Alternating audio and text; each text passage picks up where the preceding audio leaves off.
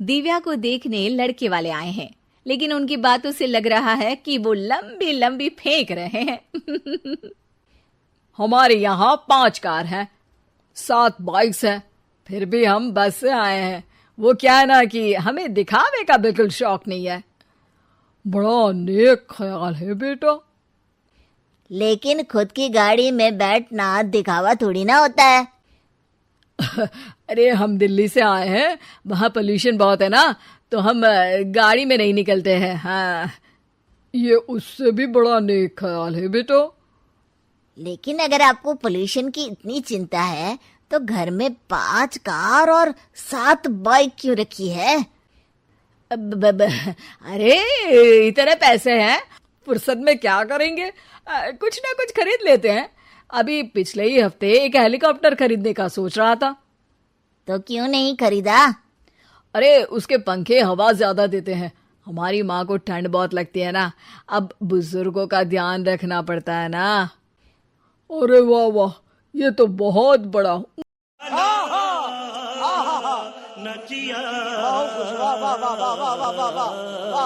ऊंचा और नेक ख्याल है। हम कैसे मान ले कि ये लोग झूठ नहीं बोल रहे हैं? अरे हमारा परिवार झूठ नहीं बोलता। दिल्ली शहर में किसी से भी पूछ लीजिएगा, हमारे बेटे का बड़े लोगों में उठना बैठना है। हाँ। अरे छोटो चुप रह, इतने बड़े लोग हैं, झूठ क्यों बोलेंगे? हमारी फैक्ट्री है, और ऐसी फैक्ट्री कि यहाँ ग्राहक आया, इधर सामान बनाया जल्दी जल्दी, और हम हर काम ना जल्दी करते हैं। हाँ वही तो, तब जल्दी जल्दी अपनी बेटी का हाथ हमारे बेटे के हाथ में दे दीजिए। दिव्या के पिताजी दिव्या के भाई छोटू की एक भी बात न मानते हुए दिव्या की शादी दिल्ली के इस फेंकू परिवार में करवा देते हैं। जब दिव्या ससुराल पहुंचती है तब, आपकी कार्स और बाइक्स कहाँ है? मुझे बाहर जाना था किसी काम से। कार और बाइक्स? कौन सी कार और बाइक्स? अरे जब आप मुझे देखने आए थे तो कहा था ना कि आपके यहाँ 5 कार्स हैं और 7 बाइक्स हैं। हाँ हाँ, उस दिन थी, आज नहीं है।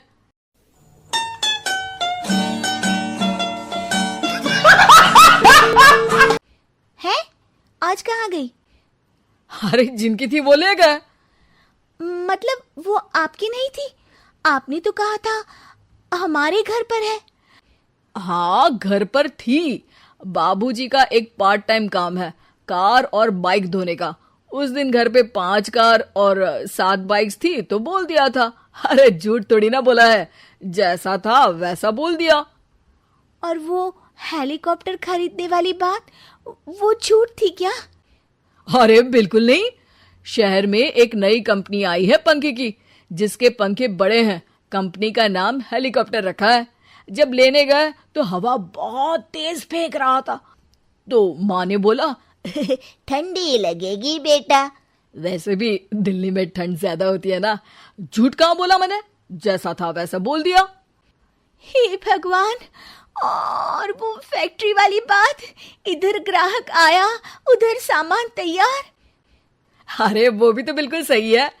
मेरा ना पानी पूरी का ठेला है, इधर ग्राहक आता है उधर पानी पूरी बना देता हूँ। अरे झूठ कहाँ बोला, जैसा था वैसा बोल दिया। हे राम, मेरे तो कर्म फूट गए। आपने तो कहा था कि आप लोगों का बड़े लोगों में उठना बैठना है। अरे है तो, पहले मैं बहुत बड़े लोगों के यहाँ नौकर था। जब भी कोई गलती करता तो वो मुझसे उठक बैठक लगवा देते। हो गया ना बड़े लोगों में उठना तेरा बाप यहाँ छोड़कर गया था कि तेरी माँ? बैठना। दिव्या अपने साथ हुए धोखे पर रोने लगती है और ठान लेती है कि वो ससुराल वालों को लाइन पर लाकर ही रहेगी और उनकी ये झूठ बोलने वाली आदत छुड़वा कर रहेगी। आप लोग खाने में क्या लेंगे? करेला खा लूंगा। अरे मुझे तो टिंडे खाने हैं। कद्दू खाऊंगा। अच्छी बात है, खाने की टेबल पर मिलते हैं। शाम को जब सब खाने की टेबल पर मिलते हैं तो सब देखते हैं कि टेबल पर प्लेट्स में एक पूरा और कच्चा कद्दू रखा है। कच्चा करेला रखा है और कच्चे टिंडे भी रखे हैं।